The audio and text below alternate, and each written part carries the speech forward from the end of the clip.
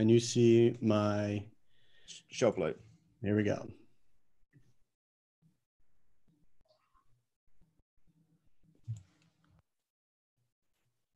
We shall be live in 5, 4, 3. All right, here we go. Check, check, check. Microphone. This is how we do it. 1, 2. All right, folks, we're getting started here. Starting our social selling workshop preview, whatever you want to call it. This is Ryan Girardi and Terry Lancaster, and we're up here for our second installment of our social selling webcast series. And the purpose here is to give you a peek at the type of content that my colleague here, Terry Lancaster, does about every couple of months in his online social selling, social sales training workshop. So that's what we're here to do. And we're going to have a good time doing it. We'll be online for about 30 minutes. And if you're watching live, you can interact with us and ask some questions. And if you are not watching live, you're on, say, the recording, you can still interact. There's a blog post. I'll show you that in a little bit. We want to get you involved with what we're doing. It's loose, it's casual, it's fun, and it's supposed to be educational and really useful and helpful. So, Terry, you staged this up. The two kinds of customers that every salesperson, that salespeople see every day in the car business. Yep. That's what we're going to focus on today. So let's get this started. Tell me about these two types of customers. Well, when I go into a store, when I go into a dealership to do training, this is one of the questions I ask them. I said, so guys, and because I always say guys, but that's because 95% of the salespeople I look at are guys, but guys and young ladies and salespeople in general, what are the two kinds of customers that you see every day here at the dealership? And I let them throw answers out at me, and I get new and used customers. I get good credit and bad credit customers. I get customers with equity and customers without equity. I get assholes and jerkwads. Everyone splits them up in in several different kind of ways. But the way I try to get them to start looking at their customers is to differentiate their customers into these two categories: people you know, people who know you, and people you don't know, people who don't know you. So strangers and friends. So that's the way that's the way we want to look at it. And what I tell them is, if you can shift your business from dealing 90% primarily with people you don't know, people who come in off the lot, people who came in straight from the BDC, people who answered some ad on the internet or saw some quote or clicked on something and are just ups, random people. And that's how, and people spend most car salespeople spend easily 90% of their time waiting on ups, waiting for the next person to talk to. If you can shift your business from spending 90% of your time dealing with strangers to spending 90% of your time dealing with people you have a prior personal relationship with, you can almost not help but double your business. I mean, it's almost impossible. So I'm going to ask you, Ryan, why would you think it would be, let's look at this from the customer standpoint, because everything boils back to the customer. Why would it be beneficial to the customer to work with a salesperson that they have a prior relationship with? Sure. I mean, if you trust somebody and you know that they have your best interests in mind, that trust factor goes a long way. Yeah. And whether you're buying a car, I mean, I do B2B sales, and it's the same thing. If I don't have a relationship with someone, I'm a commodity. And I can sell something to people I don't know, but there's no personal attachment there. Yeah. What happens to commodities? Yeah. You come and go. Yeah. Commodities. If you're a commodity, your only differentiating factor is price, and everything boils down to price. So commodity is the thing you don't want to be. And you mentioned trust, and trust is the huge factor. An NAD statistic says that 71% of all car buyers say they would prefer to know who they're dealing with, to know their salesperson before they ever step foot on the dealership. And yes, it's mainly that comfort and trust factor, but because walking into a dealership, I walk into dealerships every day, been walking to them every day for the last 30 years. But most customers don't. They don't like salespeople, car salespeople. They don't like car dealerships. They're afraid of the process. They're nervous about it. They're anxious about it. And if they're walking into a dealership, they've got their guard up. They've got their back up. They're ready they're going into battle because they don't really know what they're going into. So they've mentally prepared themselves to do battle, and it becomes an antagonistic setup right from the start. I mean, as soon as you walk up to them, "Well, can I help you today?" Nope. Just looking. They're standoffish. That's the worst. Can I help you is the worst thing to say. Terry, let me ask you, you do training and consulting in person and virtually with dealers. Mm-hmm. A lot of times we put out this idea like this, that, you know, it's better to know someone versus selling to a stranger. But the rhetoric aside, do you find that there are car sales people that don't either understand that or just don't understand it? Or I would say that almost all of them don't understand it. It's really shocking to me. I know sales managers, especially old school sales managers, who will tell their salespeople, you know, you don't want to deal with any of your friends and family. They're just going to beat you up. You're going to get low margins. Everybody's going to want the good buddy discount. You need to stay away from people. You know, I'll get the leads in here. You just stand here and answer the ups. And because the sales business, the car sales business, the car dealers spend so much money in advertising to bring in these customers, to bring in this low hanging fruit, in market buyers. That's the gold standard. Everyone's wanting in market buyers, you know, because we just got to line them up and knock them down. And so everyone concentrates on building these in market buyers. But here's the thing about in market buyers: they're in market, they're shopping, they're actively pursuing everything from every situation. They're online researching everything. They're going to Car Gurus and cars.com and Auto Trader and everyone else. They're shopping you and your competition. You're already in a fight from the get-go. So what you want to do, what I train people to do is, okay, yes, you're going to have some in-market buyers come in. And if you don't have anything else going on, talk to them. But what you want to do is you want to reach out of market buyers. You know, there's 1,000,001 sales trainers who can tell you what to say in that week, right there between when someone submits a lead on the internet and when they drive off in their shiny new car. There's, you know, that in-market buyer. There's 1,000,001 sales trainers much more qualified than me to tell you what to do right there. What I do is train people to meet them much earlier in the process, a year before they start shopping for their car, a year before they've shopped the price, every ounce of profit out of the deal, a year before they've gone to every spammy third-party lead generation's website on the internet. So they're getting 15 pieces of spam a day. So you can build the relationship before that so that people know, like, and trust you when they walk in the door. And I help them maintain that relationship a year after. So I want to butt in here because aside from the concept, mm-hmm.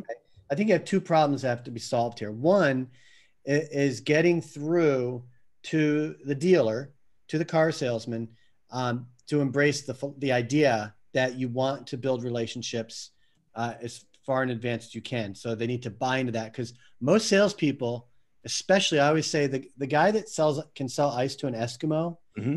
isn't interested in you if you're not buying today.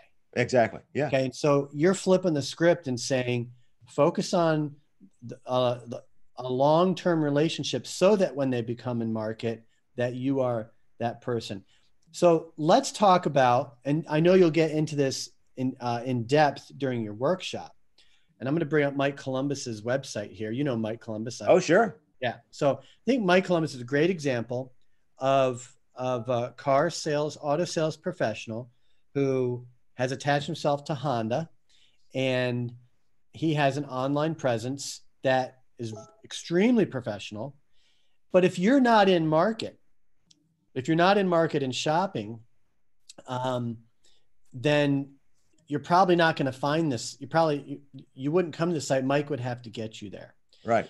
So do you recommend this approach just across the board? If you are a career car salesman, is this step one, is setting yourself up with a website? This is step 17.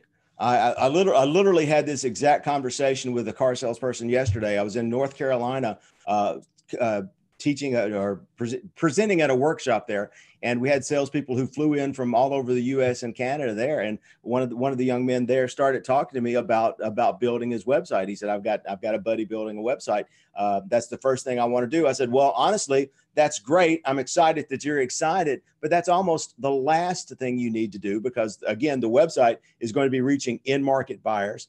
There's so much that you can do before you get to the point where you need to build a website. You need to maximize your social media presence on Facebook and other things that you're doing that you can do for free. And you need to maximize your relationship building skills in person, so that you're actually building friends, making more friends, and selling more cars in real life. And once you've done all that and you're really doing all you can do with that, then if you want to build a website to take it to the next level, you can talk about that then. But there's so much more that you need to do with it. And really everything, like they say, that everything you learned, you need to know, you learned in kindergarten, and you did. You need to, just like kindergarten, your first step is making friends, how to talk to strangers, how to talk to people you don't know, and how to go up to strangers in the grocery store and somehow steer the conversation into them buying a car, or how to make friends on Facebook so that they end up coming to buy a car. There's so much that you can do before you need your own personal website. And I think that's great. There's a lot you can do with that, that mostly involves bought and paid advertising and search engine optimization to reach low-hanging fruit. But we're not talking about the low-hanging fruit right now. We're talking about the fruit that's high up in the tree and helping it bloom. Okay, so if the website's not your starting point, what would you say is? I mean, obviously you're going to have business cards. Yeah. And I would encourage, if I'm in auto sales, everywhere I go, right? People say, "What do you do?" "Oh, well, I sell cars. Here's where I work. Here's my information." Like, that's your starting point, right? Is just getting the word out there and getting your card out there so that people know. Do you ask people? Should they engage? Should a salesperson engage immediately with a person about their car? Not immediately. That's selling to strangers. And if you're trying to sell to strangers, that's the antithesis of social selling. You need to know them first. I was working with Fran Taylor yesterday, and Fran Taylor, he's the genius at this. He's the expert at striking up conversations with people in grocery stores and the gas station and everywhere else. But you're right. The first step is making sure that everyone you already knows what you do for a living.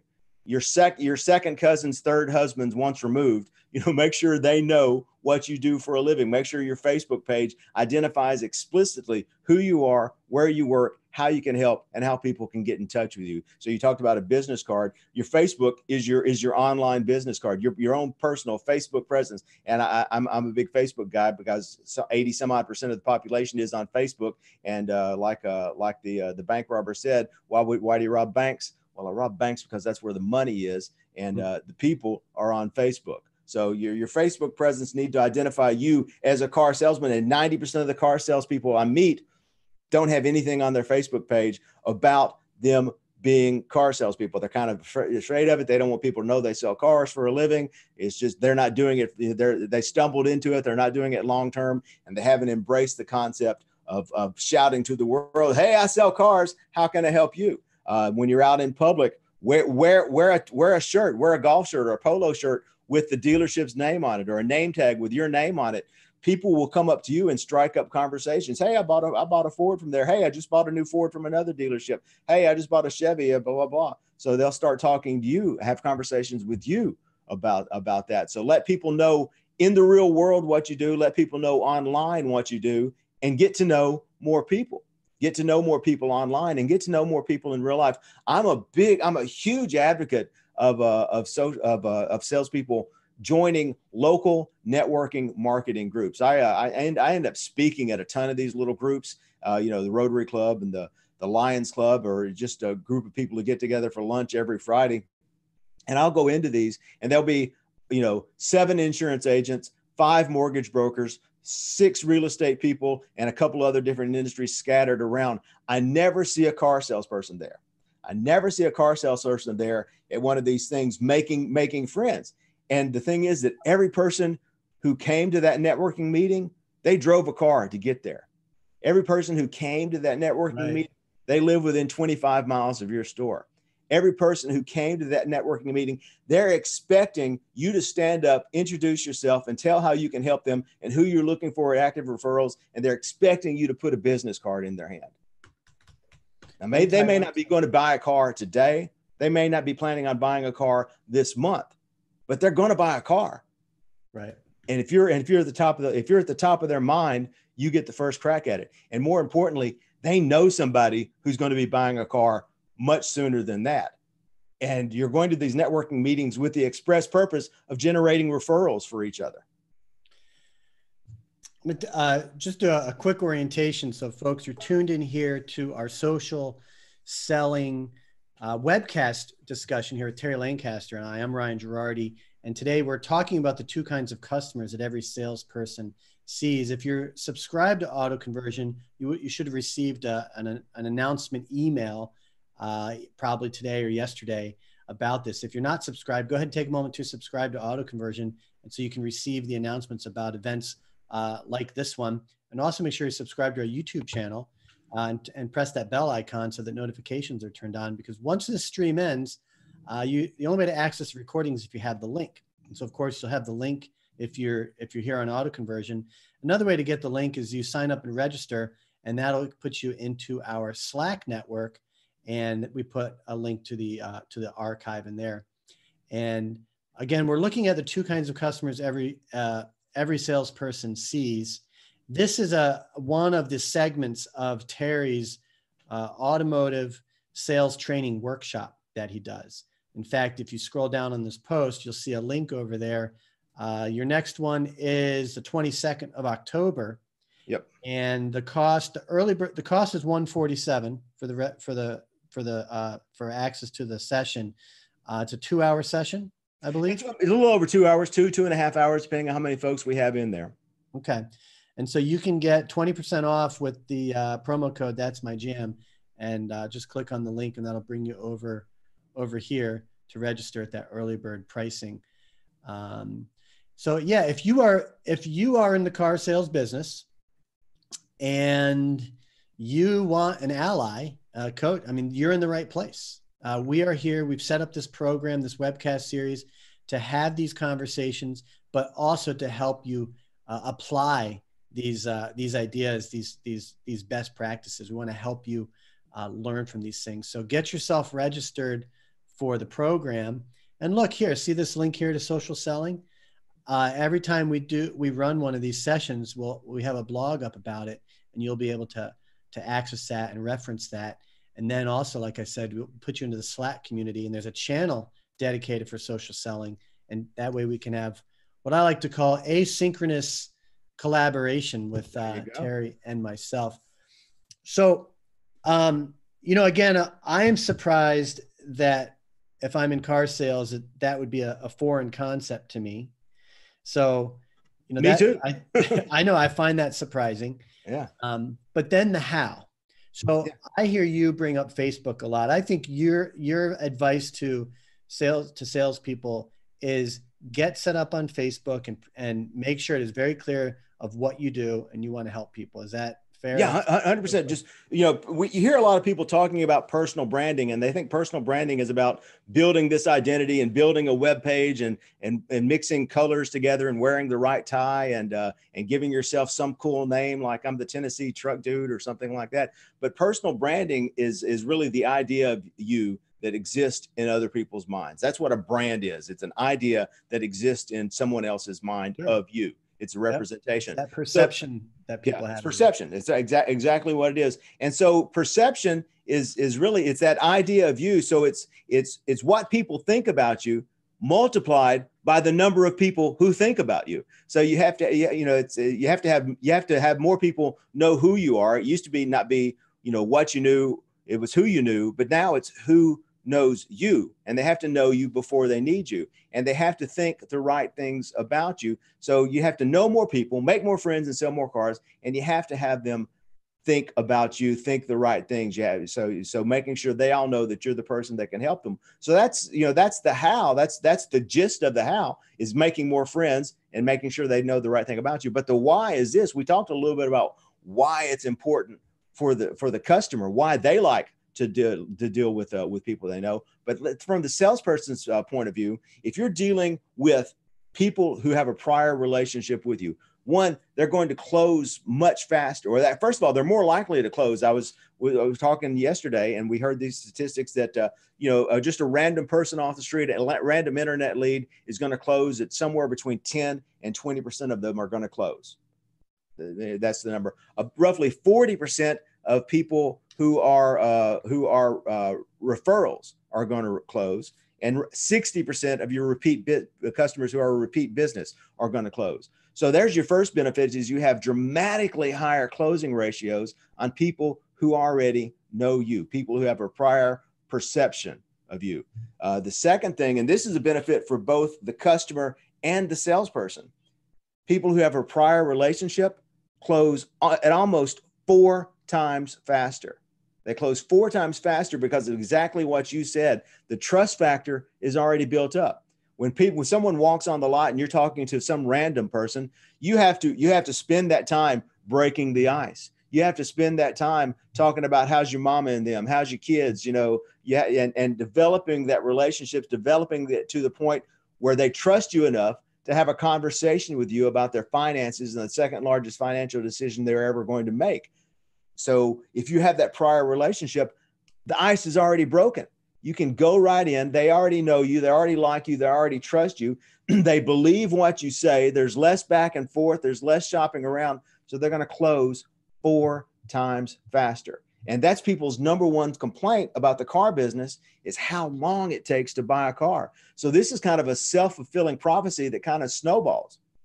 If you're closing 4 times faster, you're happier because you can sell more cars. They're happier because they're in and out. Because they're happier, they leave you higher CSI scores, better reviews, and they're more likely to come back because the process is so much, it's less antagonistic. There's less battling, there's less war, and it's more like 2 friends helping each other. So that leads to this snowball effect where you get higher CSI scores, higher satisfaction scores, better reviews, more referrals, and more repeat business. Makes perfect sense to me, but obviously it's not common sense. And but it's look, folks, if you're watching this, pay up. I just shared my screen again because I'm gonna wrap this up. But we're here to help you implement these ideas. That's the whole purpose here. So get yourself signed up for Terry's workshop. Go to the link in here. I'm sorry, my bad. It's down here. Follow this link right here. That'll take you to the registration page and get yourself registered. If it's already passed, then this page will show the new date, because Terry does this about twice a quarter, and it'll show the new date. And sign up early. You'll get it for $97. That'll give you access to Terry's Facebook group that you use. And also make sure you're registered here on Auto Conversion for the social selling webcast series right here. Get yourself registered, because that will give you access to Terry and myself and other dealers that are part of the program. And you'll be able to access these resources, because we want to help you get there and apply these things. And this is just one concept, right? This is just one concept, which is the importance of building long-term relationships. So, because like you said, random leads that come in to 20% close. Yeah. Right. But referrals are 40%, repeat business is 60%, and they're going to close 4 times faster. So, but you got to start now. You got to start now to make that happen. And you got to play the marathon approach. Yeah, it's a long-term game. And in the workshop, there are 8 specific things. We talk about 8 daily activities you need to be doing to build these relationships and maintain them over the long haul. So we'll talk about that. And every person who signs up for the workshop, we're also going to do a 30-minute one-on-one strategy session with myself and the salesperson, where we'll go in deep dive and look at their Facebook page and look at what they're doing and see what they can do better to build these relationships and make more money. Awesome. Thanks for tuning in, folks. Let us know that you tuned in. Just leave a comment, leave a comment on the blog, on YouTube, and get yourself registered so we can get you into the member network and really help you out with these ideas. And Terry, always good to be here with you. Appreciate it. Appreciate you, brother. Always a pleasure. Velvet and butter you are, my friend. Velvet and butter. There you go. Those are the words for today. Folks, I'm going to go ahead and take this offline. And Terry, just hang tight while I take us offline.